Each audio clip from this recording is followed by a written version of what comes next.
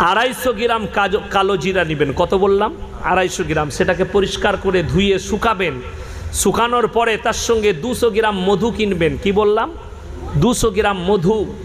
সেই মধুটা রাখবেন। আর ওই কালো জিরে 2টি দানা এশার নামাজ পড়ে খানা খেয়ে স্ত্রীকে বলবেন হাতে নিয়ে মুখেতে নিবে, আর আঙ্গুলটা ডুবিয়ে যতটুকু এই শাহাদত আঙ্গুলে মধু উঠবে অতটুকু চুষবে। চুষার পরে একটা হাফ গ্লাস পানি রাখবে। সেই পানিটা 11 বার সূরা ফাতিহা পড়ে ফুঁক দেবে। ওই পানিটা পান করবে। আল্লাহ চাইলে ইনশাআল্লাহ আপনার বাচ্চা চলে আসবে। সকলে আমল করবে, জোরে বলুন ইনশাআল্লাহ। আর একটা কাজ আপনাকে করতে হবে, সেটা হচ্ছে দোয়া। আল্লাহ কোরআনে বলেছেন ফি আইয়ি সূরাতিম মা শাআ রাক্কাবাক, তোমরা যেমনটা চাও আমি সেই রকমটা দান করি। আল্লাহকে বলুন আল্লাহ নেক সলে সন্তান দান